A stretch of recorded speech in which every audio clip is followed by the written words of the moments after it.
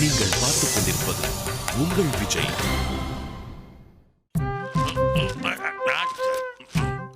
ஏங்க உங்க போனை கொஞ்சம் கொடுங்க. ஏன் உன் போனுக்கு என்னாச்சு? என் போன்ல காசு இல்லங்க, கொடுங்க. நேத்து தானே உனக்கு 50 ரூபாய்க்கு டாப் அப் பண்ண. அதுக்குள்ள காசு இல்லைன்னா எப்படி போன்லாம் தர முடியாது. ஏங்க என் கணவன் என் தோழனார் தான், கொடுங்க. இப்போ உனக்கு எதுக்கு போனு? தெய்வம் தந்த ஒண்ணு விட்ட தங்கச்சி கிட்ட பேசணும். சரி, எதுக்கு? காலையில நம்ம சம்பந்தி வீட்ல இருந்து நம்ம உறவுகள் தொடர்கதை ஆகிறதுக்கு சுதாவுக்கு நம்ம சைடுல இருந்து மாப்பிளை பார்க்க சொன்னாங்க. அது விஷயமாத்தான். சேகரா, பேசாம போனை கொடுத்துரு. இல்ல 7C ஆபீஸ் நீங்களும் வெல்லலாம் 1 கோடின்னு எல்லா ப்ரோக்ராம் டைலாக்கா பேசி இம்சா கொடுப்பா. ஏங்க 7Cல வர கை பாம் மாதிரி முழிக்கிறீங்க. அம்மாடி, போன் தானே வேணும்? இந்தா போன்லயே பேசு. தேங்க்ஸுங்க. ஹலோ, யாரு? சுருட்டு முடி சுஜாதாவா? நான் சாரதா பேசுறேன். ஒண்ணும் இல்ல, ஒரு நல்ல விஷயம்தான். உன் நாத்தனார் மகன் அதான் குள்ளமா கருப்பா குண்டா இருப்பானே, அவன் என்ன பண்றான்?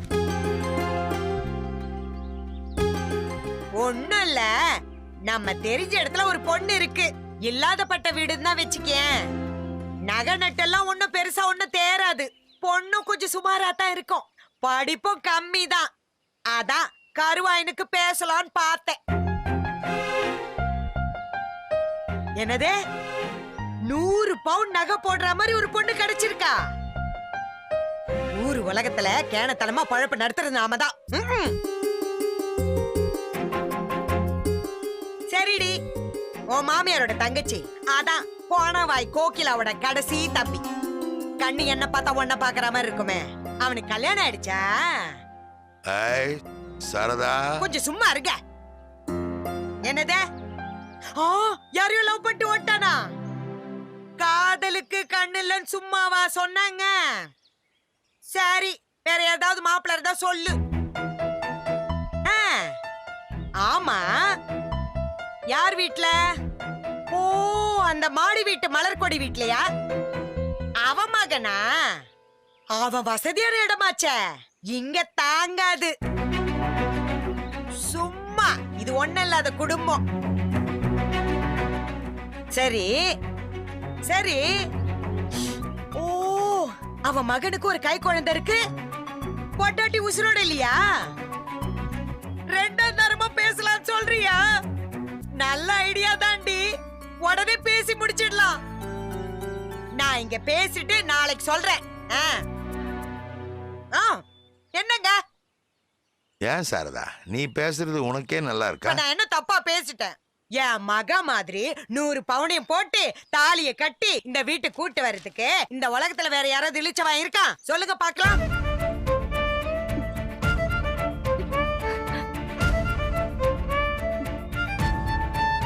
அந்த குடும்பத்துக்கு இப்படிதான் மாப்பிள்ள பார்க்க முடியும். நானும் பாத்துக்கிறேன். அந்த வெள்ளை வேட்டி 2வது மகளுக்கு என்னெல்லாம் செய்யறான்னு. அன்னைக்கு இருக்கு பஞ்சாயத்து. நமக்கு ஈக்குவலா இன்னொருத்தனை உள்ள நுழைய நான் விட்டுருவேனா? சரதா, நீ திருந்திட்டேன்னு நினைச்சேன். நீங்க இப்படியே பேசி பேசி என்னையும் என் புள்ளைய ஏமாளி ஆக்கி ஒரு நாள் என்னையும் என் புள்ளைய நடுத்தருல நிப்பாட்ட போறீங்களா இல்லையா பாருங்க. கண்டவங்களுக்காக இப்படி வரிச்சு கட்டி பேசுறீங்களா? அப்படி என்ன நீங்க சம்பாதிச்சு வச்சிருக்கீங்க? ஒரு வீடு உண்டா? ஒரு நிலம் உண்டா? ஒரு நகை நட்டு உண்டா? ஒரு வண்டி உண்டா? ரொம்ப நல்லவரா இருக்க போய் எல்லாரும் உங்க நெத்தியில நாமத்தை பூசுறாங்க. அது உங்களுக்கு தெரிய மாட்டேங்குது.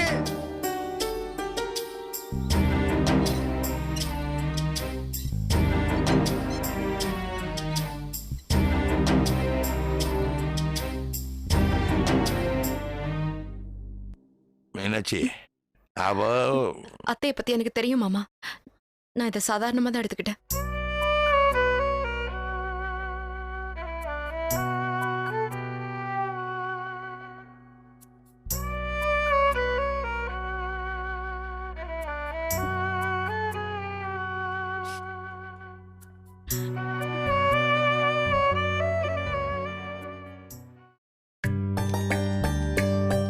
சுதா, அப்பா, என்னப்பா ஒரு மாதிரி டயர்டா இருக்கீங்க? காஃபி போட்டு தரவா? அதெல்லாம் ஒண்ணு வேண்டாம்மா. ஊர்ல இருந்து வந்ததுல இருந்து உங்ககிட்ட சரியா பேச முடியலம்மா. அங்க எங்கே அலைஞ்சுக்கிட்டே இருந்தேன். எப்படிமா இருக்க? எனக்கு என்னப்பா, நீங்க அண்ணன் மீனாட்சி அக்கா எல்லாம் இருக்கும்போது எனக்கு என்ன குறை? உனக்கு கல்யாணம் ஏற்பாடு பண்ணிருக்கம்மா. தெரியும்பா, அக்கா சொல்லுச்சு. நானே உங்ககிட்ட நேர்ல சொல்லியிருப்பேன். ஆனா இந்த காலத்து பிள்ளைங்களை எப்படி வளர்த்து வழிக்கு கொண்டு வருதுங்கிறதுல எனக்கு கொஞ்சம் குளறுபடி உண்டு. அதனாலதான் மீனாட்சி விட்டு உங்ககிட்ட பேச சொன்னேன். தப்பா நினைக்காதம்மா. ஐயோ, என்னப்பா நீங்க? எனக்கு எல்லாத்தையும் புரிஞ்சுக்கிற வயசுப்பா. நானும் உங்க பொண்ணு தானே. நீங்க நினைக்கிறத என்னால புரிஞ்சுக்க முடியுதுப்பா. ஆச்சரியமா இருக்குமா. உன்னை எல்லாம் இன்னும் குழந்தையா தான் நினைக்க முடியுது. ஆனா உன் பேச்சு ஆச்சரியப்படுத்துது. உனக்கு சம்மதம் தானே? நீங்க அண்ணி அக்கா எது பண்ணாலும் எனக்கு சம்மதம் தான். உன் மனசுல ஏதாவது இருந்தா கொஞ்சம் வெளிப்படையா சொல்லிடுமா. சொல்லிட்டேனேப்பா இதுக்கு முன்னாடியே. நீங்க எல்லாம் எது பண்ணாலும் எனக்கு சம்மதம் தான். அப்போ முழு மூச்சா கல்யாண வேலையில இறங்கிடலாமா? உனக்கு எப்படிப்பட்ட மாப்பிள்ளை வேணுமா? நீங்களே முடிவு பண்ணுங்கப்பா. சும்மா சொல்லுமா. உங்கள மாதிரி, அண்ணன மாதிரி, அத்தனை மாதிரி பொம்பளைங்க மனசை புரிஞ்சுக்கிறவனா இருந்தா போதும்பா. பணம், காசு, படிப்பு, அந்தஸ்து இதெல்லாம் பெரிய விஷயமே இல்லப்பா. நீ என் மகம்மா. உனக்கு எல்லாமே நல்லதா தான் நடக்கும்.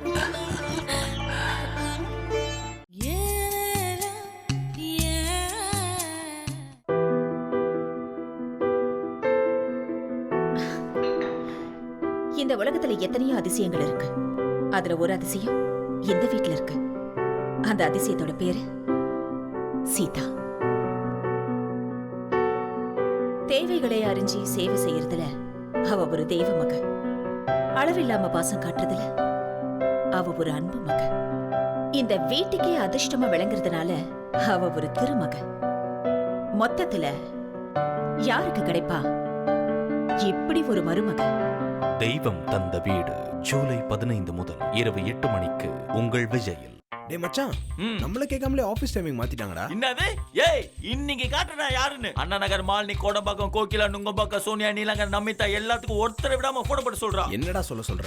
ஆபீஸ் டைமிங் மாத்திட்டாங்கன்னா உங்கள் அபிமான அம்மன் டிஆர்வை டிஎம்டி கம்பிகள் வழங்கும் ஆபீஸ் பவர்ட் பை 6crores.com இனி ஜூலை 15 முதல் திங்கள் முதல் வெள்ளி வரை இரவு 10 மணிக்கு மாற்றப்பட்டுள்ளது. ஆபீஸ் டைம் மாறுறது முக்கியம் இல்ல, நீங்க பாக்குறது தான் முக்கியம். புயல் ஒன்று புதிராக கை கட்டி வாய் பொத்தி வீசும் தென்றலானதென்ன, கடல் கூட கரை தாண்டி சில்லென்று வெண்பனி துளியாய் மாறி போனதென்ன, ஒரு வண்ணத்து பூச்சியின் வண்ணம் மெல்ல கீழ்வானத்தின் வானவில் ஆனதென்ன, ஊரெங்கும் உன் பாசத்தின் அர்த்தம் சொல்ல அந்த விண்மீன்கள் தான் தூது சென்றால் என்ன, இவன் அன்பு தொடும் எல்லை அதற்கீட இணையில்லை, இவன் போல் எங்கோர் தந்தை வேறெங்கும் இல்லை, தாயுமானவன் இவன் தாயுமானவன், தந்தையாயினும் இவன் தாயுமானவன். தாயுமானவன் ஒரு தந்தையின் தாலாட்டு ஜூலை 15 முதல் இரவு 7:30க்கு. நீங்கள் பார்த்துக் கொண்டிருப்பது உங்கள் விஜய். மீனாட்சி, காஃபி நடியாச்சு. மீனாட்சி, காஃபி நடியாச்சு. ஏய், சீக்கிரம் வாடி. கேம் இன்ட்ரெஸ்டிங்கா போயிட்டு இருக்குது. காஃபி குர்ரி. அப்பா, என்னடி? என்ன நுண்ணடி? சுதாவுக்கு மாப்பிள்ள பாருங்கன்னு அப்பா சொல்லிட்டு போனார்ல, அத பத்தி நீ கொஞ்சம் கூட கண்டுக்காம உட்கார்ந்து கேம் விளையாடிட்டு இருக்க. என்கிட்ட சொல்லிட்டு போனாரு உங்க அப்பா. உங்ககிட்ட தானே சொல்லிட்டு போனாரு. நீ தானே பாக்கணும்.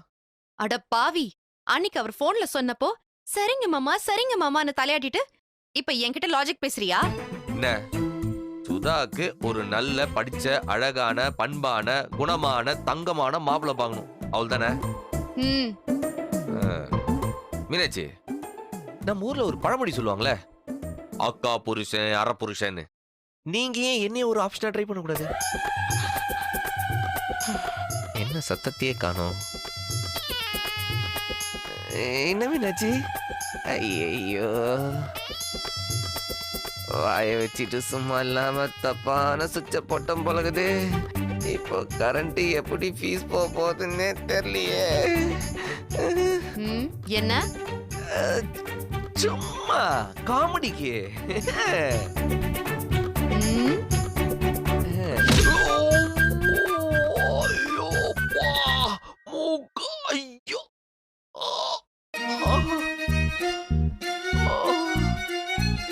அந்த பயம் இருக்கட்டும்.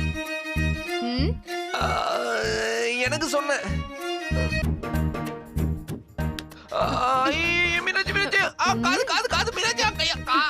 உனக்கு என் தங்கச்சி கேக்குதா? என் தங்கச்சி உன்ன மீனாட்சி மீனாட்சி உன் தங்கச்சி நான் மாப்பிள்ள பாத்துட்டேன்.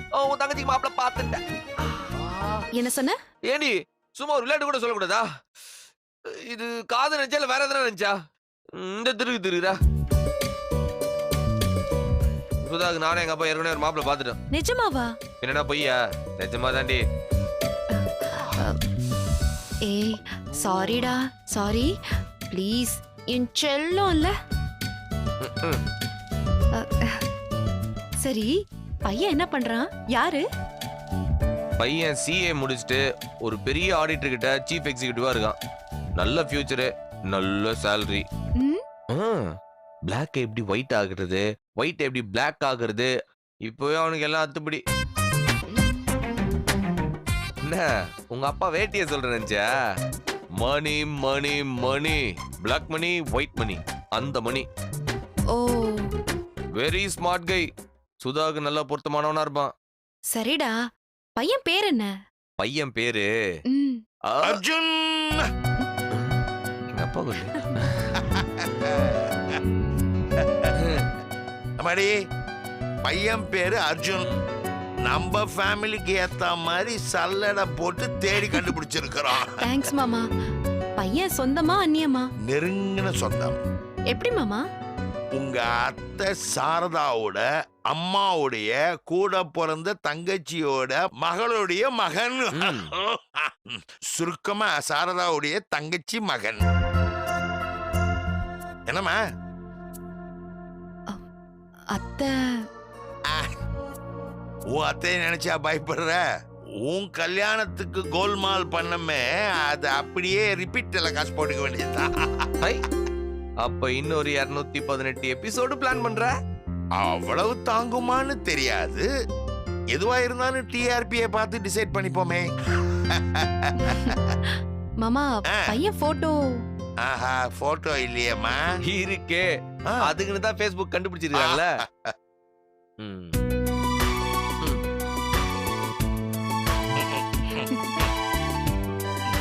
பையன் சூப்பரா இருக்கல. இப்பயாச்சும் ஒரு காபி கிடைக்குமா? மருமகளே, காபி போட்டு கொடுத்துரு. எனக்கு கொஞ்சம் காட்டுப்பா.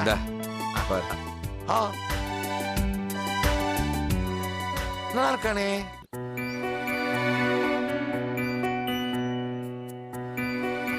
சிங்கம் 2. சிங்கம் வருகிறது.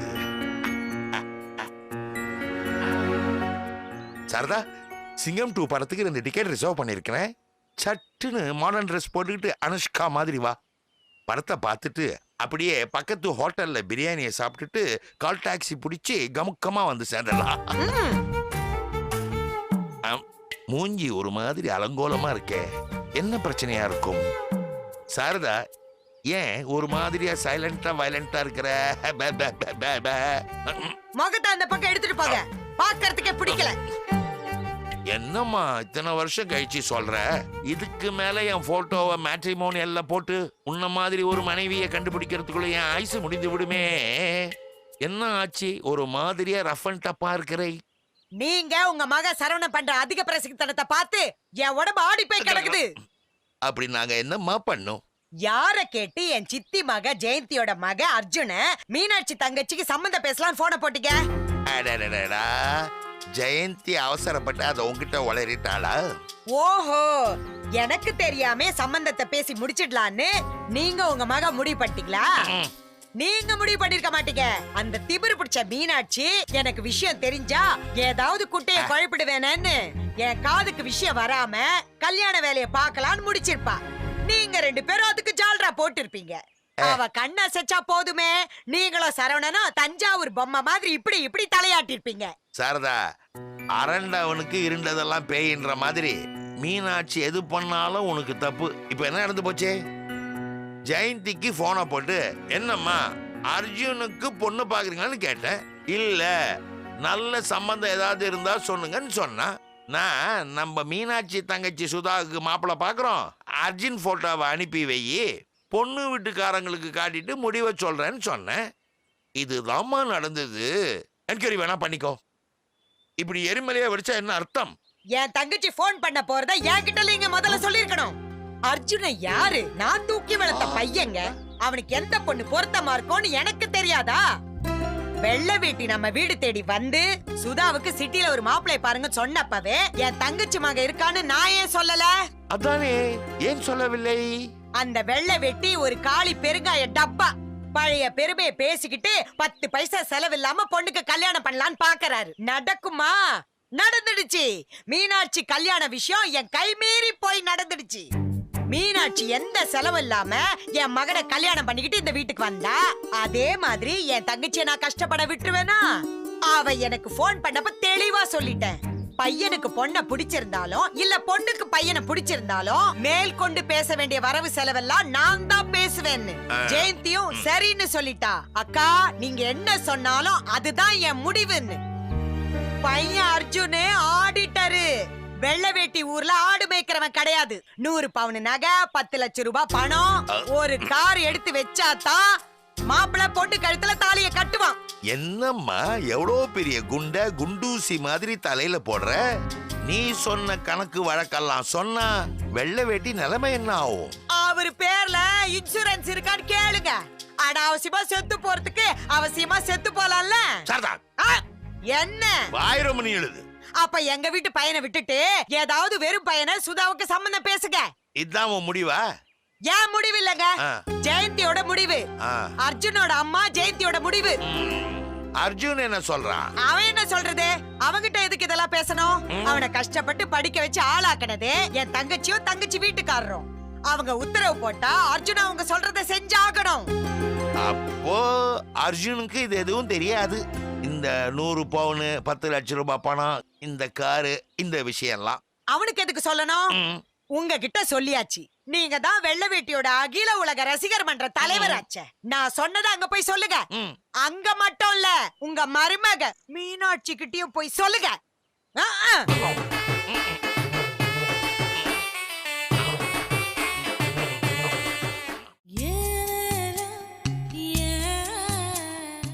டேய் மச்சான், நம்மள கேட்காமலே ஆபீஸ் டைமிங் மாத்திட்டாங்கடா. என்னது? ஏய், இன்னைக்கு காட்டுறா யாருன்னு? அண்ணா நகர், மாலினி, கோடம்பாக்கம், கோகிலா, நுங்கம்பாக்கம், சோனியா, நீலங்கர், நமிதா எல்லாத்துக்கும் ஒருத்தரை விடாம போட போட சொல்றா. என்னடா சொல்ற? ஆபீஸ் டைமிங் மாத்திட்டாங்கண்ணா. உங்கள் அபிமான அம்மன் டிஆர்வை டிஎம்டி கம்பிகள் வழங்கும் ஆபீஸ் பவர்ட் பை 6crores.com இனி ஜூலை 15 முதல் திங்கள் முதல் வெள்ளி வரை இரவு 10 மணிக்கு மாற்றப்பட்டுள்ளது. ஆபீஸ் டைம் மாறுறது முக்கியம் இல்ல, நீங்க பாக்குறது தான் முக்கியம். புயலொன்று புதிராக கை கட்டி வாய் பொத்தி வீசும் தென்றலானதென்ன, கடல் கூட கரை தாண்டி சில்லென்று வெண்பனி துளியாய் மாறி போனதென்ன, ஒரு வண்ணத்து பூச்சியின் வண்ணம் மெல்ல கீழ்வானத்தின் வானவில் ஆனதென்ன, ஊரெங்கும் உன் பாசத்தின் அர்த்தம் சொல்ல அந்த விண்மீன்கள் தான் தூது சென்றால் என்ன, இவன் அன்பு தொடும் எல்லை அதற்கீடு இணையில்லை, இவன் போல் எங்கோர் தந்தை வேறெங்கும் இல்லை, தாயுமானவன் இவன் தாயுமானவன், தந்தையாயினும் இவன் தாயுமானவன். தாயுமானவன் ஒரு தந்தையின் தாலாட்டு. ஜூலை 15 முதல் இரவு 7:30க்கு. நீங்கள் பார்த்துக் கொண்டிருப்பது உங்கள் விஜய்.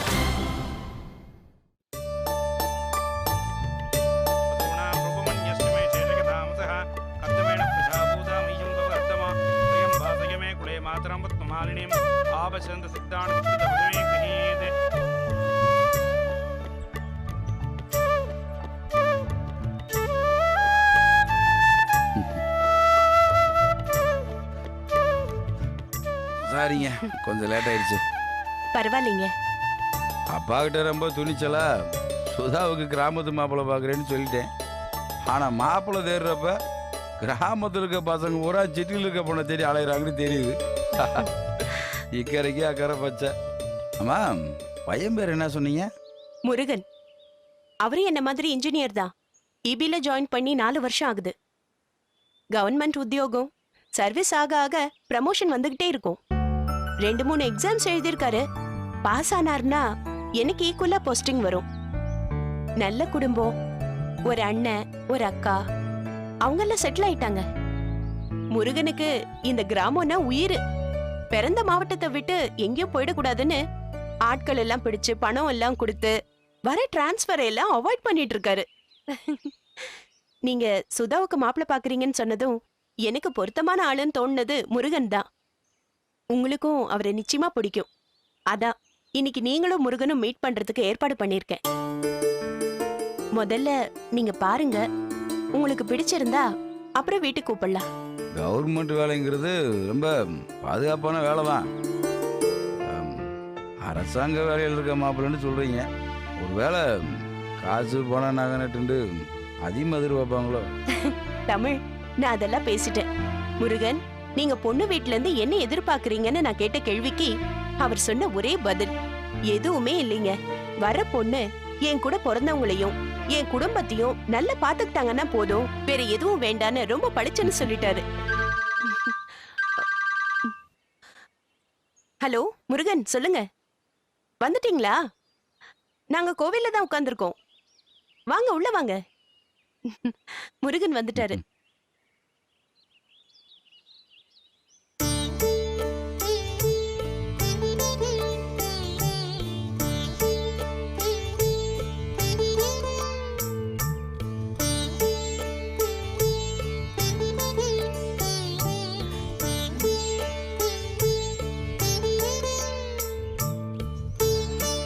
வணக்கம். வணக்கம். சாரி மேடம், வந்து ரொம்ப நேரம் ஆயிடுச்சா? இல்ல இல்ல, இப்பதான் வந்தேன்.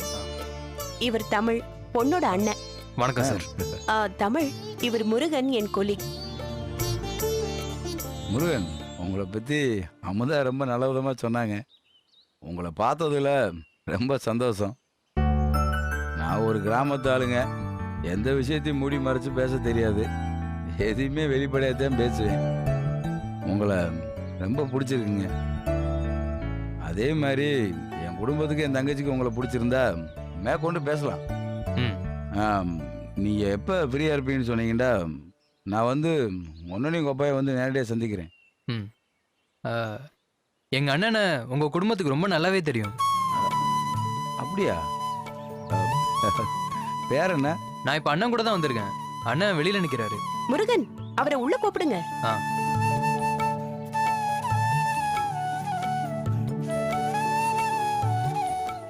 அண்ணா, உள்ள வாங்க. உங்களை மேடம் பார்க்கணுன்றாங்க. உங்கள் அண்ணனுக்கு எங்கள் குடும்பத்தை பற்றி எப்படி தெரியும்? அண்ணன் டீச்சர் இங்கே செயின்ட் சேவியரில். ஓ, அங்கே தான் என் தங்கச்சி மீனாட்சியும் கல்யாணத்துக்கு முன்னாடி வேலை பார்த்துட்டு இருந்துச்சு. அண்ணனுக்கும் அவங்க ரொம்ப நல்ல பழக்கம். உங்கள் அண்ணன் பேர் என்ன? சோமு. சோமு டீச்சர்னு சொன்னாலே உங்கள் சிஸ்டர் மீனாட்சிக்கு ரொம்ப நல்லா தெரியும்.